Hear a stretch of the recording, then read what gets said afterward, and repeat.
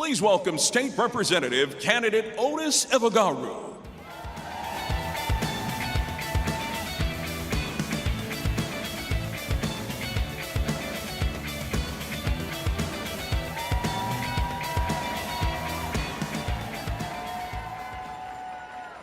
Good evening, Texas Democrats.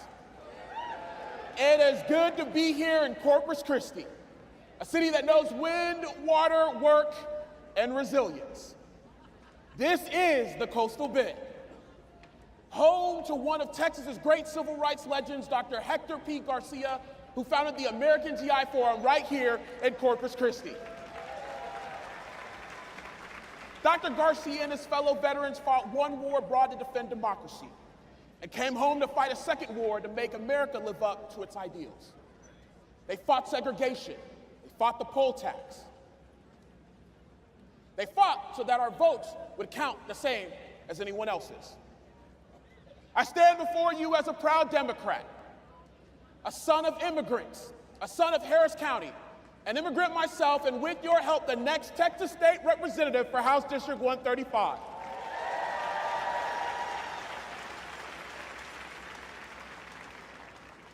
My parents came to this country on a penny and a promise. Not a guarantee, not a shortcut, a penny and a promise. A promise that if we worked hard, their children could go further. A promise that America, even with all her contradictions, could still be bent toward justice. A promise the child they brought here could grow up, get an education, serve its community, and say democracy still belongs to us. For us, education is the great equalizer. But voting is the power that protects it, the power that keeps opportunity open and makes the American dream more than a slogan. But right now, that dream is slipping. Fewer than half of Americans still believe it is within everyone's reach. People are working harder and falling further behind while the cost of everything still climbs. And that is no accident. While Trump and Abbott protect billionaires over working families, they are also coming for the one tool you have to hold them accountable: your vote. Because the people who can vote can demand better. A people who are silenced cannot. It's not a coincidence that the same leaders making the dream harder to reach are making it harder to vote. That is not two fights, it is one. Because no matter where we live in Texas, where our families come from, or how we pray, we want the same things: a good life for our kids, a fair shot at the American dream, and a real say in who represents us. But certain politicians would rather divide us than answer to us. So they have chosen barriers over ballots, confusion over confidence, fear over facts, and dictatorship over democracy. As a former chair of the Harris County Democratic Party, I didn't just read about the attacks on our rights to vote, I saw them firsthand. Friends, this is not theoretical. In Harris County, Herbert Rogers waited 6 hours outside Texas Southern University to vote. He stayed late into the night, even though he had work at 6 in the morning. Then he was arrested and charged for voting while on parole, even though he said he didn't know he was ineligible. The charges were dismissed, but the message was sent: stand in line, do your duty, and we still may come after you. That is not election integrity, that is intimidation. In Fort Bend County, Pam Gaskin learned the sacredness of the vote from her father. After the Voting Rights Act passed, he drove 4 hours to bring her home from college so she could register. He told her, if the only thing on the ballot is dog catcher, you go vote. More than 50 years later, Pam and her husband were denied mail ballots twice. 3 forms, 28 days, guesswork, confusion. A woman who spent her life helping others vote had to fight just to get her own ballot. That is insecurity, that is suppression in a suit and tie. And in 2020, Harris County offered 24-hour drive-through voting. Nurses who kept us healthy used it. Shift workers who were keeping shelves stocked used it. Parents and seniors used it, and you guessed it, even Republicans used it because it worked. So what did the state do? They banned it. Why? Because when Harris County votes, the unchecked powerful get scared.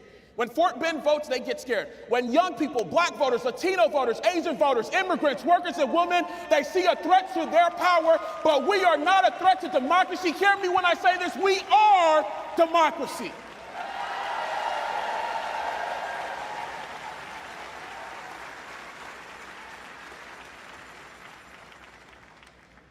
This moment is serious, so let me be plain. Texas has handed our voter roll data to the Trump Justice Department and fired our chief elections officer months before the midterms. None of this is random. None of this is small. Each one is a choice to chip away at your power, one quiet decision at a time. So this is not the time to be casual or to hope someone else handles it. As a chief of staff in Austin, I saw it firsthand. Twice in 5 years, our House Democrats broke quorum to protect the vote, putting the Constitution over politics and their constituents over their own careers.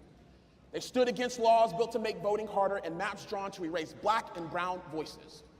And as the Supreme Court gutted the Voting Rights Act, they stood in solidarity with leaders across the South because a black voter's right to be heard in Louisiana is the same right we defend here. They put their names, their families, their offices, and their bodies on the line. We are so proud and can't thank them enough for being true defenders of democracy. But now it's our turn. Every county party must be ready. Every precinct chair must be trained.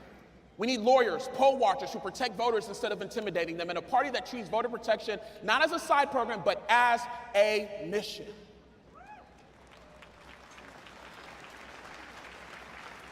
Reverend Raphael Warnock reminds us that a vote is the kind of prayer of the world we desire for ourselves and our children. So what are we praying for? A Texas where no one waits 6 hours to be criminalized. A Texas where no grandmother needs 3 forms and a legal degree to cast a ballot. A Texas where every worker can vote, every student can vote, every eligible citizen can vote, and every vote is counted.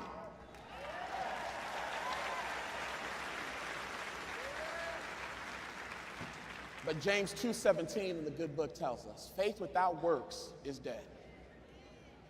So we will pray with our feet.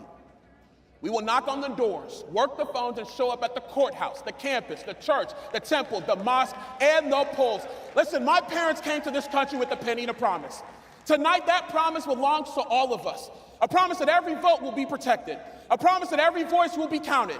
A promise that democracy still belongs to the people. Listen, they can draw the lines, we will cross them.